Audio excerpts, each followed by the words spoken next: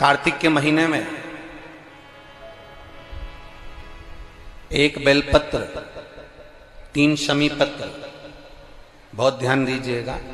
कार्तिक के महीने में एक बेलपत्र, 3 शमी पत्र।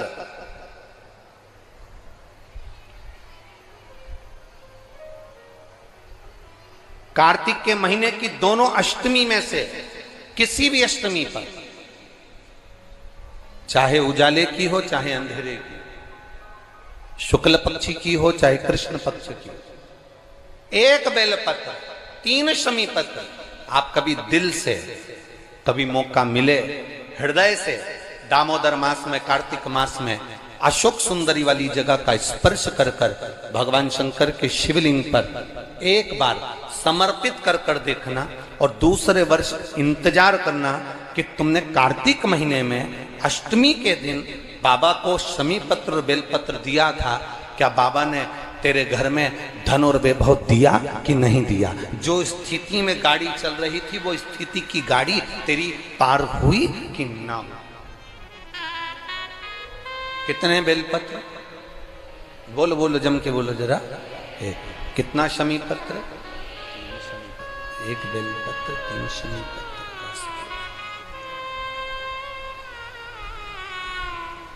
कभी स्मरण में लाइएगा।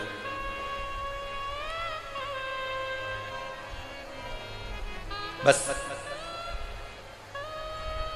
ये जो कार्तिक महीने में, दामोदर मास में आप एक बेलपत्र, 3 शमी पत्र अष्टमी के दिन, चाहे शुक्ल पक्ष की हो चाहे कृष्ण पक्ष की हो, दोनों अष्टमी में से किसी भी अष्टमी को जब आप समर्पित करें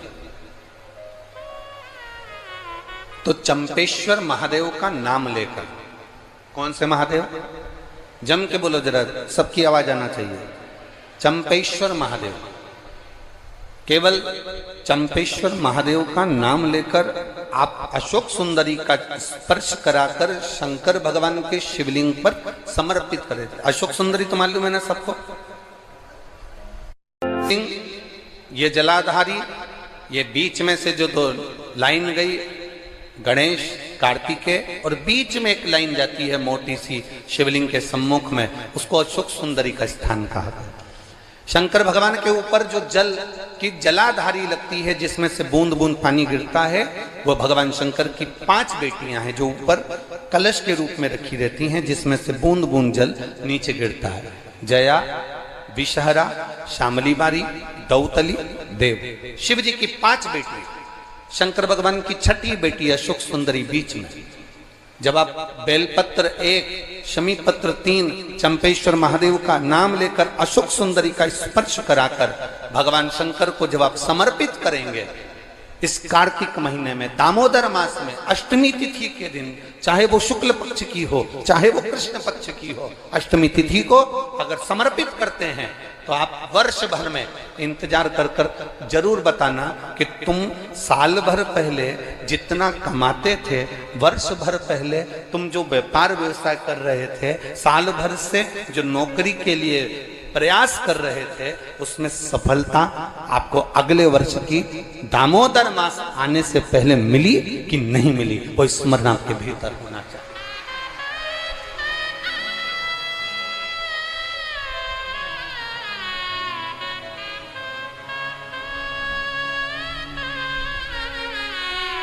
शंभु शरणे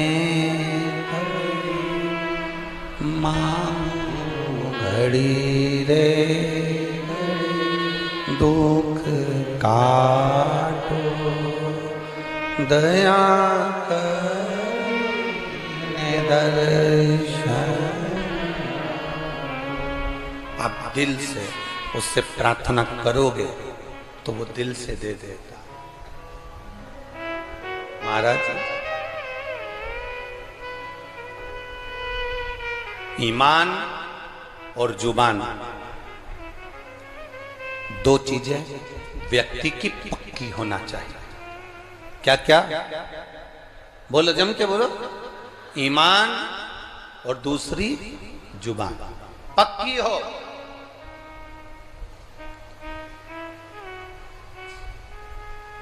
आप दिल से आप बाबा का भजन कर कर देखो, आप दिल से बाबा का स्मरण कर कर देखो। एक पत्र आया है,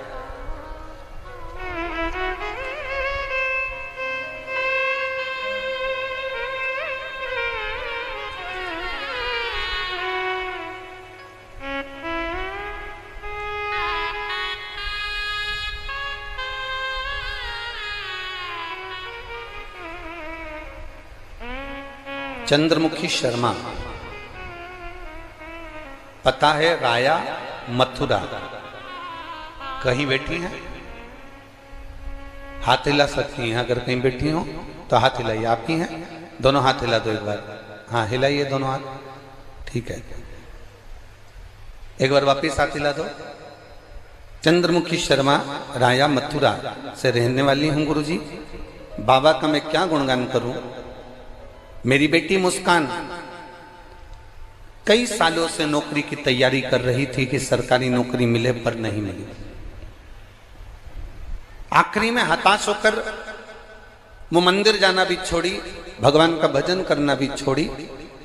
तब एक बार टीवी पर हमने कथा सुनी, और कथा सुनकर हमारी बेटी से कहा कि देख, वो महाराज सियोर वाला कहता है कि शिव जी को एक लोटा जल चढ़ाना चाहिए।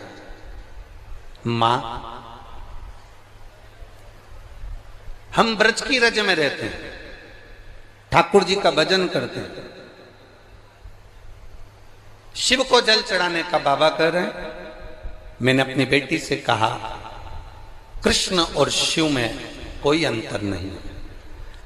कृष्ण जब तक नहीं मिलते जब तक शंकर की भक्ति ना हो, और शंकर जब तक नहीं मिलते जब तक कृष्ण की भक्ति ना हो। ये दोनों का मिलना सरल नहीं है। मैंने कहा, जब टीवी पर बाबा कह रहे हैं, सियोर वाला महाराज कह रहे हैं कि एक लोटा जल सारी समस्या का हल, तो जड़ा चढ़ाने में जाता क्या है। मां 7 वर्ष से नौकरी की तैयारी कर रही हूं पर नहीं मिली, तो मुझे नहीं लगता कि मिलेगी, पर तुम कहती हो तो मैं शंकर जी को जल चढ़ाना प्रारंभ करती हूँ। शिव जी को जल चढ़ाना चालू करा मेरी बेटी मुस्कान शर्मा ने।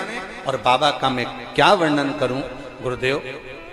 मेरी बेटी ने एग्जाम दिया और बाबा की कृपा से उसका इंडियन नेवी में हो गया। मैं बाबा को यहाँ प्रणाम करने के लिए आई हूँ। ये शिव तत्व है भक्ति, ओ घड़ी है शंभु। बैठिए बहन, हर हर महादेव। अर्थात शिव महापुराण की कथा कहती है, आपका विश्वास, आपकी भक्ति, आपकी दृढ़ता, आपका विचार जब दृढ़ नहीं होगा तब तक भगवान कैसे मिलेगा।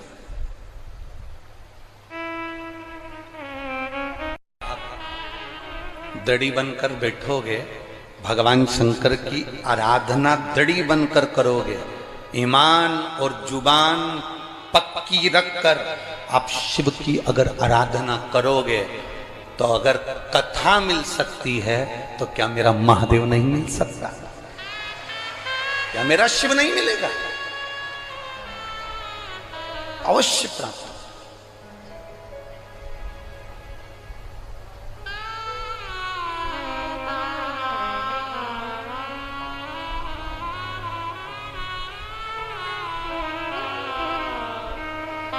ब्रज की रज में लोग आते हैं तो पेड़ों में कान लगाकर सुनते हैं राधा का नाम मिल रहा है। ब्रज की रज में लोग आते हैं तो वृक्षों के कान लगाकर सुनते हैं कि बंसी की धुन मिल रही है। हम कहते हैं इतने खो जाओ परमात्मा में।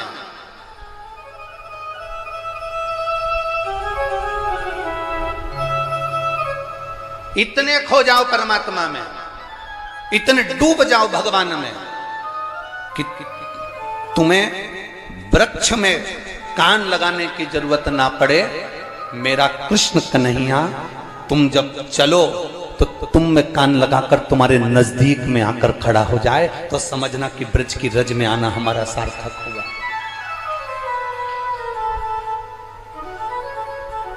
हमारा ब्रज की रज में आना सार्थक हुआ, तब समझिए आप।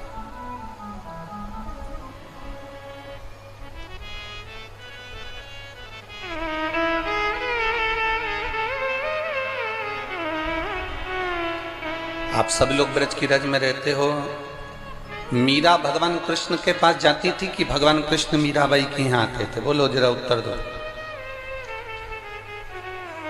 जम के बोलो जरा।